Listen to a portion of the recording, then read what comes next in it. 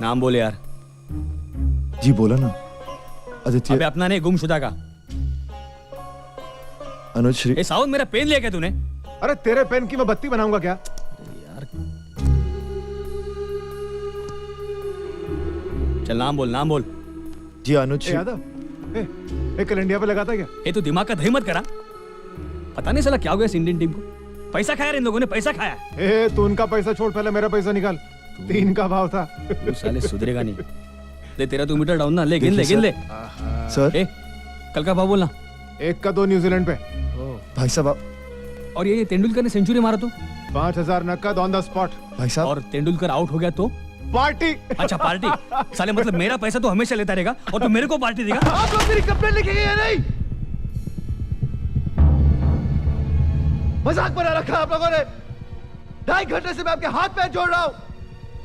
मेरा भाई कल शाम से घर वापस नहीं आया है और आप लोगों को क्रिकेट देखने की पड़ी है। मैं पूछता हूं, सरकार आपको तनख्वाह किस चीज के लिए देती है? पब्लिक की मदद करने के लिए या पुलिस स्टेशन में बैठकर क्रिकेट देखने की? सर। सर क्या हो रहा है यादव? नहीं कुछ नहीं सर, ये आदमी। सर मैं बताता हूं, 2 घंटे से मैं अपने गुमशुदा भाई की रिपोर्ट लिखाने की कोशिश कर रहा हूं और कोई मेरी सुनने को तैयार ही नहीं। मैं पूछ सकता हूं, अगर मेरे भाई को कुछ हो गया तो उसकी जिम्मेदारी कौन लेगा?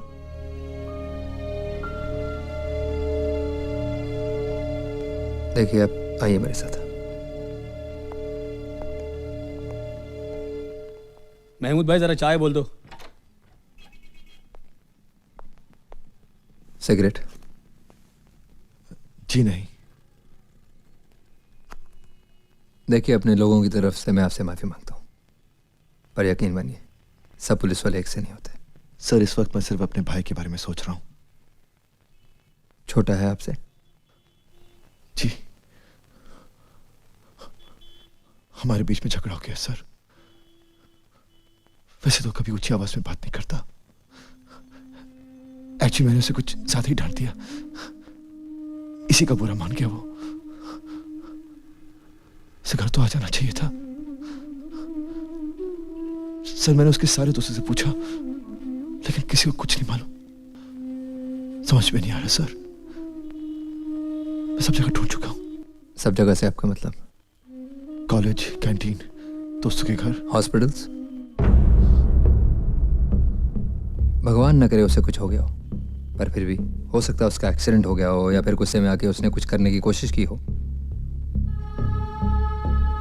देखिए परेशान ना होइए, मैं सिर्फ पॉसिबिलिटीज की बात कर रहा हूं। उसका कोई फोटोग्राफ है आपके पास? जी जल्दबाजी में भूल गया। खैर कोई बात नहीं, आप ऐसा करिए, आप बाहर जाके बाकी की डिटेल्स लिखवा दीजिए और जल्द से जल्द उसका कोई फोटोग्राफ हमें भेज दीजिए। हम अपना काम शुरू कर देते हैं और तब तक आप भी हॉस्पिटल्स वगैरह में फ़ोन करके पूछताछ कीजिए, ठीक है?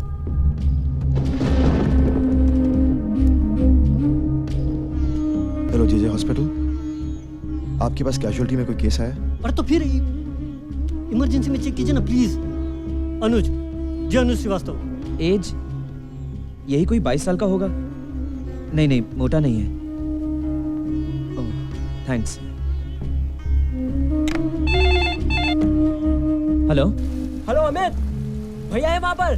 हाँ है ना, क्यों कुछ पता चला क्या? हाँ जरा उनको फोन दे, जरूरी बात करनी है। हाँ देता हूँ। अच्छा सुन एक काम कर, हाँ तू जितनी जल्दी हो सके भैया को लेकर यहाँ पर आ जा। कहाँ? ओके।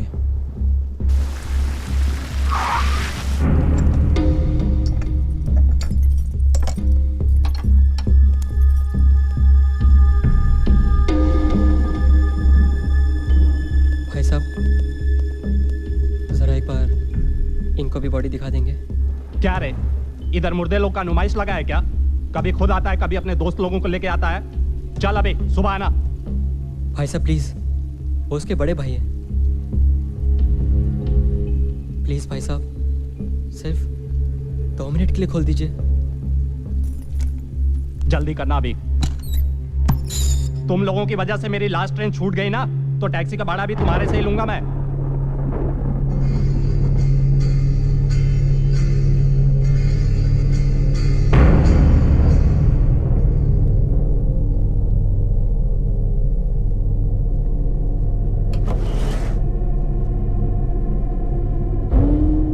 अंदर आने के लिए इनविटेशन देना पड़ेगा क्या? हैं? अंदर आ जा और मुर्दे का चेहरा देख ले। साला इस सड़ी हुई लाश के सामने अपन जिंदगी भर खड़ा नहीं रह सकता यहां।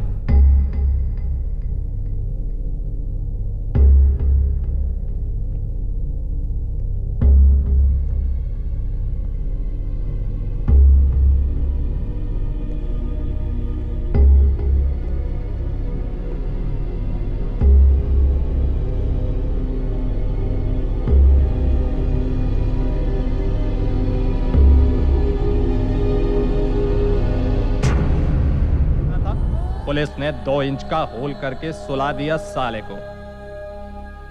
अभी देख कैसा बास मार रहा है सड़ेले कुत्ते की। तो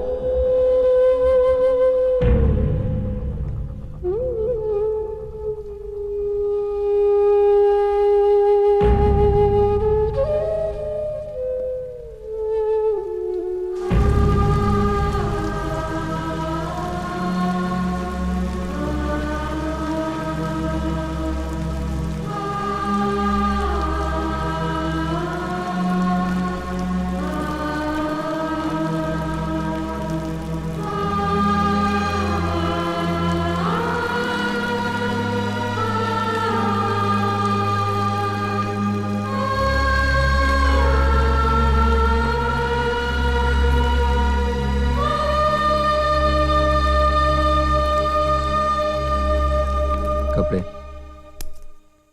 घड़ी, आई कार्ड और ये उसका पर्स। ये सब सामान हमें डेड बॉडी से बरामद हुआ है। साहब,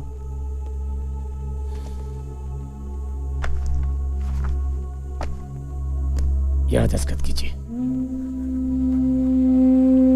जिस भाई को बचपन में कंधे पे उठा करके घुमाया हो, उसी भाई की लाश को कंधे पे उठाकर कब्रिस्तान ले जाना बड़ा मुश्किल काम है। बहुत हिम्मत चाहिए। खुदा आपकी हिम्मत बरकरार रखे।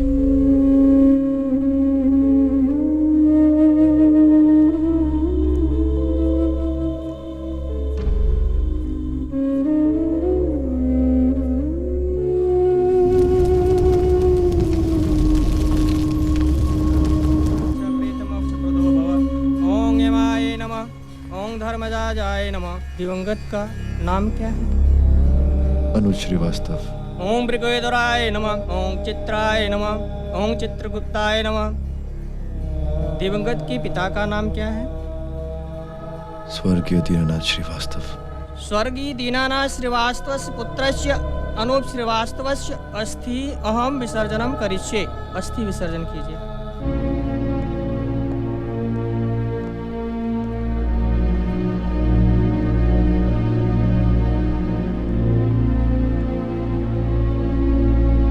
जानिकानि च पापानि जन्मान्तरकृतानि च तानि तानि विनश्यन्ति प्रदक्षिणा पदे पदे।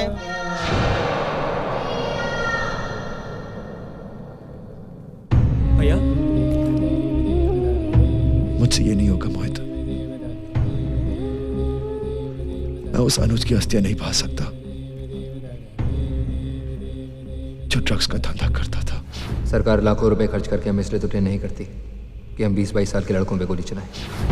मैं उस अनुज की अस्थियां पाऊंगा जो मेरा छोटा भाई था। सिर्फ 10 साल की उम्र में तुझे एक बाप और बड़े भाई दोनों की जिम्मेदारी निभानी होगी। आज से अनुज की सारी जिम्मेदारी तुझको सौंप रहा हूं। इसकी लगाम खींच के रखना। मैं जानता हूं तेरे रहते भी कोई ऐसा काम नहीं करेगा जिससे हमारे खानदान की इज्जत पे कोई दाग लगे। जिसे अच्छा आदमी बनाने का मैंने अपने माँ बाप से वादा किया था। मेरा अनुज जैसा भी था, इतना घिनौना काम कभी नहीं कर सकता था। मैं जानता हूं मेरी परवरिश में इतनी कमी कभी नहीं हो सकती, लेकिन यह बात अब मुझे दुनिया के सामने साबित करनी पड़ेगी। मैं अपने अनुज को इस तरह माथे पे कलंक लगा के इस दुनिया से नहीं जाने दूंगा, नहीं जाने दूंगा।